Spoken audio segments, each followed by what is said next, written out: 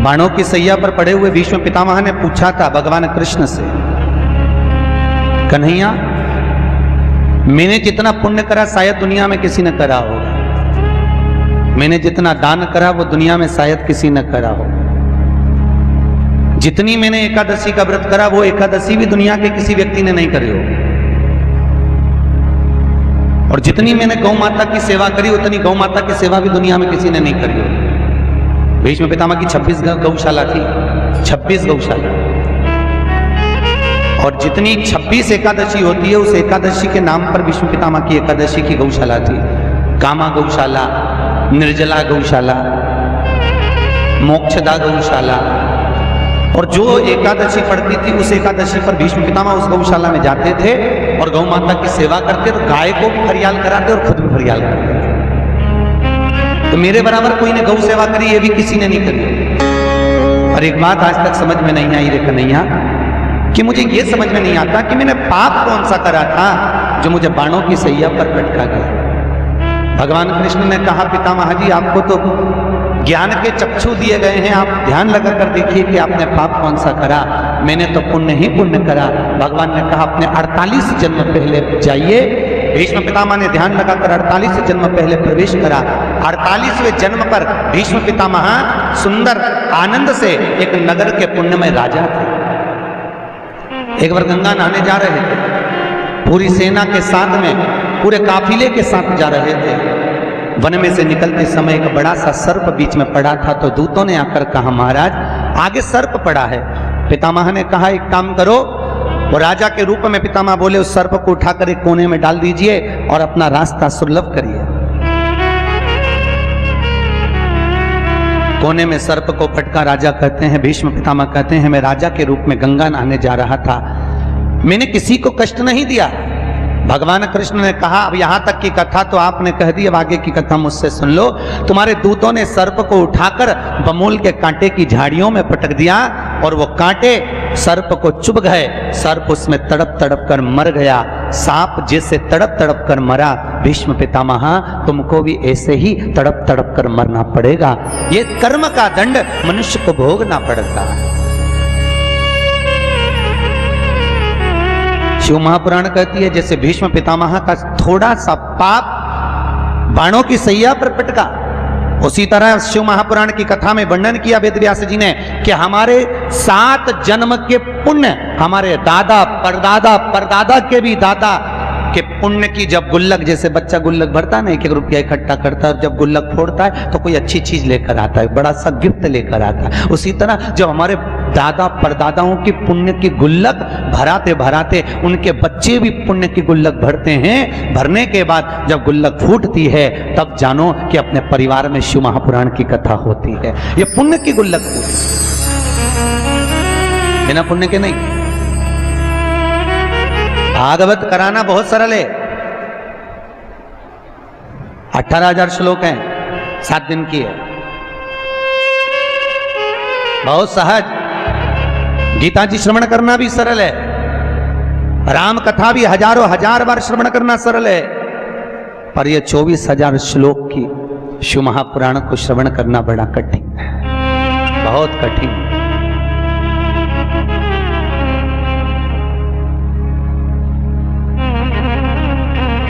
बहुत दूर का नाथ है भोलेनाथ, बहुत दूर। आज की दुनिया में सबसे ज्यादा लोग सबसे ज्यादा प्रेम करते हैं तो या तो नारायण से या ठाकुर जी से। भोलेनाथ जी का तो प्रसाद लेना भी कई लोग पसंद नहीं करते। कोई कहता है हम नारायण वाले, हम शंकर जी के मंदिर नहीं जाएंगे, हम प्रसाद नहीं लेंगे। कोई कहता है हम श्री जी वाले, हम शिव जी के मंदिर नहीं जाते, हम शंकर जी का प्रसाद नहीं लेते। भोलेनाथ जी बोले भले प्रसाद मत लो, भले मेरी पूजन मत करो, भले मेरे मंदिर मत आओ, मुझे कोई चिंता की बात नहीं है। शंकर जी बोले जीते जी नहीं आएगा, मरने के बाद तो आएगा। क्योंकि भोलेनाथ जी को तो उनके ससुर ने श्राप दिया है, दक्ष प्रजापति ने शंकर जी को श्राप दिया था, हे शिव, हे शंकर, हे भोलेनाथ, तुमने मेरा अपमान करा है। दक्ष प्रजापति बोले मैं तुम्हें श्राप देता हूं कि तुम शमशान में निवास करोगे। शंकर जी बोले जीते जी नहीं आएगा तो मरने के बाद तो शमशान आएगा, तब निपटूंगा तेरे से। अभी भले मेरा नाम मत ले, ऐसी गीली लकड़ी में जलवाऊंगा, 3 दिन तक ठंडा नहीं करवाऊंगा। काहे को चिंता करता, पटक के रखूंगा। परिवार वाले तीसरे दिन आएंगे ना खारी समेटने, लोटा लेके, झोली लेके, तब भी आंच उसमें तपती रहेगी, तब पानी डाल डाल के ठंडा करेंगे, तब जाके हड्डी बीनेंगे। तो चिंता मत कर, ऐसी गीली लकड़ी में पटकूंगा तेरे, भले मत जब तू शिव। शिव है क्या? कौन है शिव? ऐसा कोई मनुष्य बता दो जिसके अंतर्गत शिव ना हो। कोई ऐसा मनुष्य बता दो जहां शिव ना हो, क्योंकि शिव निकल गया तो शव हो गया। शिव निकलने के बाद ही तो शव होता है। जब तक शिव अंदर है तब तक शरीर चल रहा है, तब तक भजन हो रहा है, तब तक भोजन हो रहा है, तब तक नाम जाप हो रहा है, तब तक नाम कीर्तन हो रहा है, तब तक नाम स्मरण हो रहा है। और जैसे ही इस मानव के शरीर में से शिव निकलकर बाहर हुआ, तब क्या रह गया केवल? अरे बोलो तो, अच्छी जम के बोलो, शब। कथा में हमेशा बैठो तो अलमस्त बैठो, ऐसे मत बैठो कोई न मार ठोक के बिठाया हो। अंदर आते आते किसी ने कहा था कि चुपचाप जाके बैठे रहना, बिल्कुल मुंडी मत हिलाना, बिल्कुल अलमस्त बैठकर कथा सुनना चाहिए, आनंदमय। भगवान के सम्मुख में जब भी जाओ तो मस्त दिखना चाहिए भगवान को। जैसे माँ के सामने बेटा जाए, पिता के सामने पुत्र जाए, और बेटे का अगर मुख उतरा हो तो बाप कहता है बेटा तुझे चिंता क्या है, बोल तो सही, मुझको बता क्या हो गया। कुछ नहीं पापा, कुछ नहीं। माँ पूछती है बेटा तू भोजन नहीं कर रहा अच्छे से, क्या बात है, तुझे चिंता है कुछ? नहीं मम्मी ऐसी कोई बात नहीं है। बेटे का मुख माँ बाप के सामने उतरा रहता है तो माता पिता को चिंता लगी रहती है। उसी तरह भोलेनाथ की कथा में अगर तुम्हारा मुख उतरा रहेगा तो परम पिता परमात्मा सोचेगा ना जाने कौन सी चिंता रखकर कथा में बैठा है, इससे तो घर चले जा, आराम से वहां बैठ जा, यहाँ मेरे सामने मत बैठ। काय को ऐसा बैठा, अलमस्त बैठ लिया।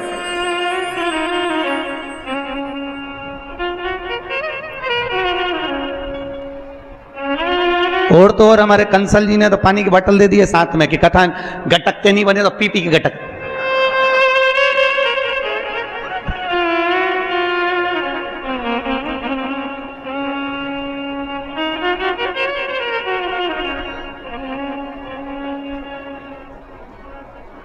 यहां तो पीने के लिए पानी दिया। एक बार अमरावती कथा करने गए तो वहां महेश्वरी महिला मंडल सती धाम में कथा करवाई। अमरावती में सती धाम बना हुआ है, बहुत अच्छा मंदिर है। सती धाम में कथा कर रही तो वहां डिस्पोजल में पानी दे रही थी जितने लोग कथा में आ रहे थे। हमने पूछा जी महेश्वरी महिला मंडल के अध्यक्ष से पूछा ये क्या कर रही हो? तो कहने गुरुजी हमारे यहाँ जितनी कथा होती है लोग खूब सोते डट के, तो पानी दे देते हैं, बीच बीच में छींकती रहती है।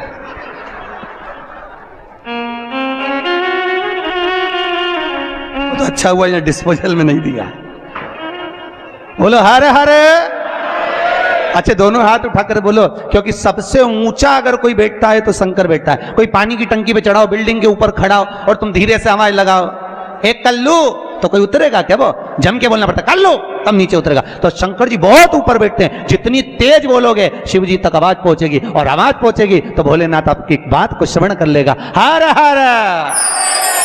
आप बोले जोरदार। शिव दयालु है, शिव कृपालु, ये शिव की कथा है। और शंकर जैसा दुनिया में कोई नहीं हो सकता, भोलेनाथ जैसा। कितना सरल, कितना सहज। मेरा वेंकटेश भगवान भी अगर तिरुमाला के शिखर पर आया तो सबसे पहले आज्ञा ली तो शंकर जी से ली है। कितना दयालु। मेरे नारायण ने पूछा भोलेनाथ जी से, प्रभु मेरे को पृथ्वी पर तप करने आना है। भोलेनाथ जी ने कहा तो आ जाओ, क्या दिक्कत है? शंकर भगवान ने कहा आओ पधारो। इतने में नारायण बोले मैं तप करने पृथ्वी पर तो आ जाऊंगा, पर शिव जी क्या बताऊं, मैं पृथ्वी पर तप करूंगा तो ये दुनिया के लोग मुझे तप नहीं करने देंगे, क्या करूं मैं? इतने में शंकर जी ने कहा आप काहे को चिंता करते हो, आप तिरुमाला के शिखर पर बैठकर तप करना, मैं कपिलेश्वर महादेव के रूप में नीचे बैठकर तुम्हारी रक्षा करूंगा। आज भी तिरुमाला पर मेरे नारायण हैं और नीचे मेरे भोले नाथ है, मेरे शिव। और लोग कहते हैं हम नारायण भजते हैं, हम शंकर जी को नहीं भजते। अगर शंकर नहीं होते नारायण तिरुमाला पे नहीं आते। मेरे श्री जी बाबा गोवर्धन के पर्वत पे से श्रीनाथ जी की मूर्ति जब चली, पूरी पृथ्वी पर भगवान श्री जी बाबा घूम कर आ गए। अंत में मेवाड़ की भूमि में जब श्री जी पहुंचे तो भगवान भोलेनाथ जी से कहा मैं घूम घूम कर थक गया, भोलेनाथ मैं कहां रहूं? शंकर भगवान ने कहा मेवाड़ की भूमि पर रहो, नाथु द्वारा में विराजमान रहो, मैं एक लिंग जी के रूप में तुम्हारी रक्षा करूंगा। और नाथ द्वारा में श्री जी बाबा बैठे, एक लिंग जी के रूप में शंकर जी ने उनकी रक्षा करी। कितना प्रेम। हम कहते हैं राम अलग है, हम कहते हैं कृष्ण अलग है, हम कहते हैं शिव अलग है, मानो तो ये तीनों एक है। ये ब्रह्म हमारा। पहले दुनिया के लोग माथे पर भी 3 रेखा लगाते थे, देखा है आप लोगों ने? शिव जी को लगती है 3, नारायण को लगती है, अरे बोलते जाओ, 3, 2 सफेद 1 लाल, है वही 3। बस इनकी आड़ी है, इनकी खड़ी है। श्री जी बाबा का अगर फोटो का दर्शन करना, श्रीनाथ जी की मूर्ति का दर्शन करना, तो ऊपर ऐसी मात्रा लगी दिखेगी यू मार्ग का तिलक, पर अंदर से सोने की 3 रेखा अलग दिखेगी। उनको भी लगती है 3, सत्यम शिवम सुंदरम, ये 3। पर दुनिया के लोगों ने आज के जमाने में सत्य को मिटा दिया, शिव को मिटा दिया, सुंदर बनने के लिए घिस के लगा लिया। बस व्यक्ति जिससे सुंदर दिखे, दुनिया के लोग आज के जमाने में वो तिलक लगाते हैं। और सत्य को मिटाकर कहां जाओगे? किस स्थान पर? भगवान कृष्ण की 16,108 रानियां थी। कितनी रानियां? जम के बोलो जरा। 16,108। पर 16,108 रानियां होने पर भी भगवान कृष्ण के यहां जब औलाद नहीं हुई, तब भगवान कृष्ण ने अपने गुरु गर्गाचार्य बाबा को बुलवाया और द्वारकापुरी में बुलवा कर पूछा, गुरुदेव मेरी 16,108 रानियों से औलाद नहीं होती, संतान नहीं होती, मैं क्या करूं? गर्गाचार्य बाबा ने कहा, तुम चिंता मत करो, पार्थिव शिवलिंग का निर्माण करो। शंकर भगवान के शिवलिंग का निर्माण कर कर एक एक रानी के साथ में 11-11 दिन तक बैठकर शिव जी का अभिषेक करो। और पार्थिव शिवलिंग का निर्माण गर्गाचार्य बाबा के कहने पर भगवान कृष्ण ने करा। एक एक रानी के साथ में 11-11 दिन तक भगवान शिव का अभिषेक करा। तब भगवान शंकर प्रकट हो गए और शिव जी प्रकट होकर बोले, कन्हैया मांगो तुम्हें क्या चाहिए? शंकर भगवान ने जब कहा, कृष्ण बोले मेरे यहाँ औलाद नहीं है। शिव जी ने कहा, क्यों चिंता करते हो? तुमने 11-11 दिन तक एक एक रानी के साथ में बैठकर मेरा अभिषेक करा है। जाओ मैं तुम्हें वर प्रदान करता हूं कि एक एक रानी से तुम्हें 11-11 संतान होगी और 1,77,186 भगवान कृष्ण के बच्चे हुए। ये शंकर जी की कृपा से। अब तुम्हें कितने चाहिए बोलो?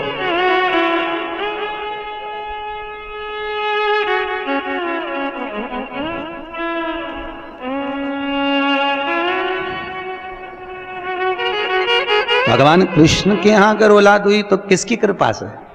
अरे बोलो, भोलेनाथ की। कौन होगा ऐसा? कितना करुणामय, कितना दयालु, कितना आनंद देने वाला। ब्रह्मलोक के देवता भगवान ब्रह्मा, बैकुंठ के देवता भगवान विष्णु, और पृथ्वी का देवता अगर कोई है, इस मृत्यु लोक का अगर कोई देव है, तो वो देवों का देव महादेव है। महादेव पृथ्वी का देव है। पर दुनिया के लोग ऐसे हैं ना कि बहुओं की आदत रहती है, पड़ोसन के तो खूब पांव पड़े, पड़ोसन की अम्मा के तो खूब चाय भी पिला दे, पर घर की सास के तो 30 त्योहार पे भी पढ़ ले तो बहुत बड़ी बात है, बहुत बड़ी। घर के लोगों की आदत ही ऐसी होती है। घर के लोगों, घर की माँ के पांव नहीं पड़ेगी, पड़ोसन के खूब पढ़ लेगी, काकी सास के पढ़ लेगी, मौसी सास के पढ़ लेगी, देवरानी आदि का जितनी पड़ोसन के कोई भी आएगा उसका आदर करेगी, सम्मान करेगी, धोख लगाएगी। पर घर में सास बैठी है, उसके पांव नहीं पड़े तो सास की चिंता भी नहीं रहे, सास के भले मत पड़ मेरे पांव, मत पड़, नहीं पड़े तो मैं भी देखूं तो पड़ोसन के कितने ही पांव पड़ ले, क्या पड़ोसन अपनी जायदाद का हिस्सा दे देगी तेरे को? अरे बोलो तो, देगी क्या? नहीं। जायदाद का हिस्सा कौन देगी? सास। उसी तरह मृत्यु लोक का देव है महादेव। शंकर जी कहते हैं, भले तू ब्रह्मा को भज, चाहे तेरी मर्जी पड़े नारायण को भज, पर मृत्यु लोक का देव तो मैं हूं, पाला तो मुझसे पड़ना है ना, तब निपटूंगा तेरे से, अभी तू जा जा। और फिर पाला कब पड़ता है? जब थोड़ी सी भी दिक्कत आ जाए, परेशानी आ जाए, एक्सीडेंट हो जाए, ब्लड प्रेशर ऊंचा नीचा हो जाए, शुगर बढ़ जाए, अटैक आ जाए, तब सीधे पंडित जी को फोन लगा के बोले महामृत्युंजय का पाठ करा दो। शंकर जी बोले अब आया मेरे पाले में, अब आया। और लगे हैं सब पाठ करने के लिए। कितना दयालु है सब।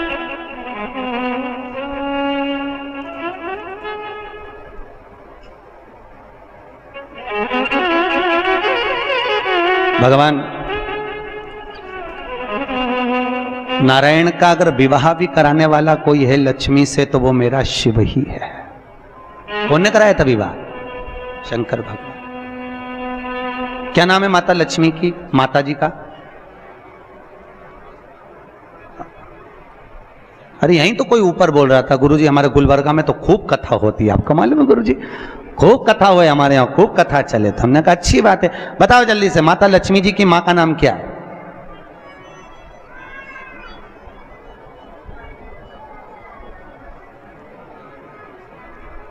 अरे बोलो तो। हर हर महादेव। माता लक्ष्मी की माँ का नाम था ख्याति देवी। क्या नाम था? ख्याति देवी। कितनी लक्ष्मी हुई? अष्टलक्ष्मी। उसमें से नारायण को कितनी लक्ष्मी भी आई? 2 लक्ष्मी। एक माता ख्याति की पुत्री श्री लक्ष्मी और दूसरी समुद्र देवता की बेटी लक्ष्मी महालक्ष्मी। ये 2 लक्ष्मियां भगवान नारायण को भी आई। कौन कौन सी लक्ष्मी भी आई? जम के बोलो। एक श्री लक्ष्मी, कौन है ये? माता ख्याति की बेटी। और दूसरे नंबर पर महालक्ष्मी, कौन है ये? समुद्र देवता की बेटी। अब जिस नारायण भगवान के साथ में मंदिर में लक्ष्मी जी की पूजन करते हो, वो लक्ष्मी इन दोनों में से कौन सी? बोलो जल्दी से। है महालक्ष्मी तो मात्र 7 दिन तक भगवान नारायण के साथ रुकी थी। और 7 दिन रुकने के बाद में जब श्री लक्ष्मी ने भगवान शिव से जाकर निवेदन करा, भोलेनाथ मेरे प्रभु नारायण का विवाह समुद्र देवता की बेटी महालक्ष्मी के साथ भी हुआ है, आप करुणा करिए। तब भगवान भोलेनाथ ने पार्वती जी का एक मंगल सुमंगल आनंदमय तीज का व्रत बताया। तीज का व्रत जब श्री लक्ष्मी ने करा, वो व्रत आज भी माताएं करती हैं, निमाणी की पूजन करती हैं, आज भी सत्तू बनाती है। और 3 तरह का सत्तू बनता है, आटा का, बेसन का और चावल का। तीनों का अलग अलग प्रमाण है। कल आपको कथा में बताएंगे कि आटे के सत्तू का क्या प्रमाण है। और आपको मालूम हो तो आप हमें बता देना, उसमें कोई दिक्कत वाली बात नहीं हो। और तो कथा तो ऐसी चलेगी, आधी हम बाँचें आधी तुम बाज देना। आटे का सत्तू, चने की दाल का सत्तू और चावल का सत्तू, ये तीनों क्यों बनते हैं? और सत्तू भी बनाओ तो चक्की ऐसा बना लो, पर पिंडा बनाना क्यों जरूरी होता है? वो पिंडे का क्या महत्व है? और श्री लक्ष्मी और महालक्ष्मी की कथा में वर्णन है दोनों। वो कथा कल आएगी, उसको अपन कर लेंगे। पर आज जो कथा चल रही है कि श्री लक्ष्मी को माता पार्वती जी का विवाह, सुंदर व्रत बताया, और उस व्रत को माता पार्वती ने करा। और उस व्रत को माता श्री लक्ष्मी ने जब करा, पार्वती के व्रत का हो, तब माता श्री लक्ष्मी और महालक्ष्मी दोनों एक हुई और एक होकर नारायण के साथ में जाकर विराजमान हुई। आज भी जो माता लक्ष्मी का एक हाथ नीचे है और कमल का पुष्प पकड़ी है, वो लक्ष्मी जी का महालक्ष्मी दर्शन है। भगवान के सम्मुख में जब भी जाओ तो मस्त दिखना चाहिए भगवान को। जैसे माँ के सामने बेटा जाए, पिता के सामने पुत्र जाए, और बेटे का अगर मुख उतरा हो तो बाप कहता है बेटा तुझे चिंता क्या है, बोल तो सही, मुझको बता क्या हो गया। कुछ नहीं पापा, कुछ नहीं। माँ पूछती है बेटा तू भोजन नहीं कर रहा अच्छे से, क्या बात है, तुझे चिंता है कुछ? नहीं मम्मी ऐसी कोई बात नहीं है। बेटे का मुख माँ बाप के सामने उतरा रहता है तो माता पिता को चिंता लगी रहती है। उसी तरह भोलेनाथ की कथा में अगर तुम्हारा मुख उतरा रहेगा तो परम पिता परमात्मा सोचेगा ना जाने कौन सी चिंता रखकर कथा में बैठा है, इससे तो घर चले जा, आराम से वहां बैठ जा, यहाँ मेरे सामने मत बैठ। काय को ऐसा बैठा, अलमस्त बैठ ले।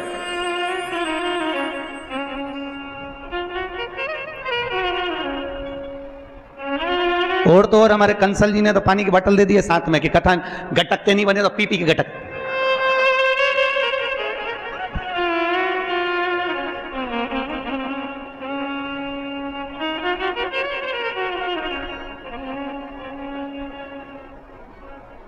यहां तो पीने के लिए पानी दिया। एक बार अमरावती कथा करने गए तो वहां महेश्वरी महिला मंडल सती धाम में कथा करवाई। अमरावती में सती धाम बना हुआ है, एक बहुत अच्छा मंदिर है। सती धाम में कथा कर रही तो मैं डिस्पोजल में पानी दे रही थी जितने लोग कथा में आ रहे थे। हमने पूछा जी महेश्वरी महिला मंडल के अध्यक्ष से पूछा ये क्या कर रही हो? तो कहने गुरुजी हमारे यहाँ जितनी कथा होती है लोग खूब सोते डट के, तो पानी दे देते हैं, बीच बीच में छींटती रहती है।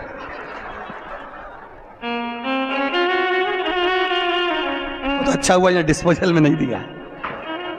बोलो हरे हरे अच्छा दोनों हाथ उठाकर बोलो, क्योंकि सबसे ऊंचा अगर कोई बैठता है तो शंकर बैठता है। कोई पानी की टंकी पे चढ़ाओ, बिल्डिंग के ऊपर खड़ा हो और तुम धीरे से आवाज लगाओ, हे कल्लू, तो कोई उतरेगा क्या? वो जम के बोलना पड़ता, कल्लू, तब नीचे उतरेगा। तो शंकर जी बहुत ऊपर बैठते हैं, जितनी तेज बोलोगे शिव जी तक आवाज पहुंचेगी, और आवाज पहुंचेगी तो भोलेनाथ आपकी बात को श्रवण कर लेगा। हर हर। अब बोले जोरदार। शिव दयालु है, शिव कृपालु, ये शिव की कथा है, और शंकर जैसा दुनिया में कोई नहीं हो सकता, भोलेनाथ जैसा। कितना सरल, कितना सहज। मेरा वेंकटेश भगवान भी अगर तिरुमाला के शिखर पर आया तो सबसे पहले आज्ञा ली तो शंकर जी से ली। कितना दया। मेरे नारायण ने पूछा भोलेनाथ जी से, प्रभु मेरे को पृथ्वी पर तप करने आना है। भोलेनाथ जी ने कहा तो आ जाओ, क्या दिक्कत है? शंकर भगवान ने कहा आओ पधारो। इतने में नारायण बोले मैं तप करने पृथ्वी पर तो आ जाऊंगा, पर शिव जी क्या बताऊं, मैं पृथ्वी पर तप करूंगा तो ये दुनिया के लोग मुझे तप नहीं करने देंगे, क्या करूं मैं? इतने में शंकर जी ने कहा आप काय को चिंता करते हो, आप तिरुमाला के शिखर पर बैठकर तप करना, मैं कपिलेश्वर महादेव के रूप में नीचे बैठकर तुम्हारी रक्षा करूंगा। आज भी तिरुमाला पर मेरे नारायण है और नीचे मेरे भोले नाथ है, मेरे शिव। और लोग कहते हैं हम नारायण भजते हैं, हम शंकर जी को नहीं भजते। अगर शंकर नहीं होते नारायण तिरुमाला पे नहीं आते हैं। मेरे श्री जी बाबा गोवर्धन के पर्वत पे से श्रीनाथ जी की मूर्ति जब चली, पूरी पृथ्वी पर भगवान श्री जी बाबा घूम कर आ गए। अंत में मेवाड़ की भूमि में जब श्री जी पहुंचे तो भगवान भोलेनाथ जी से कहा मैं घूम घूम कर थक गया, भोलेनाथ मैं कहां रहूं? शंकर भगवान ने कहा आप मेवाड़ की भूमि पर रहो, नाथु द्वारा में विराजमान रहो, मैं एक लिंग जी के रूप में तुम्हारी रक्षा करूंगा। और नाथ द्वारा में श्री जी बाबा बैठे, एक लिंग जी के रूप में शंकर जी ने उनकी रक्षा करी। कितना प्रेम। हम कहते हैं राम अलग है, हम कहते हैं कृष्ण अलग है, हम कहते हैं शिव अलग है, मानो तो ये तीनों एक है। ये ब्रह्म हमारा। पहले दुनिया के लोग माथे पर भी 3 रेखा लगाते थे, देखा है आप लोगों ने? शिव जी को लगती है 3, नारायण को लगती है, अरे बोलते जाओ 3, 2 सफेद 1 लाल है, वही 3। बस इनकी आड़ी है, इनकी खड़ी है। श्री जी बाबा का अगर फोटो का दर्शन करना, श्रीनाथ जी की मूर्ति का दर्शन करना, तो ऊपर ऐसी मात्रा लगी दिखेगी यू मार्ग का तिलक, पर अंदर से सोने की 3 रेखा अलग दिखेगी। उनको भी लगती है 3, सत्यम शिवम सुंदरम, ये 3। अगर आप लोगों को वीडियो अच्छी लगी तो यार सब्सक्राइब कर देना, और ऐसी वीडियो देखने के लिए सब्सक्राइब एक और बार कर दो यार, क्योंकि सब्सक्राइब करोगे तो हमारी सबसे पहले वीडियो आपके पास आएगी। तो सब्सक्राइब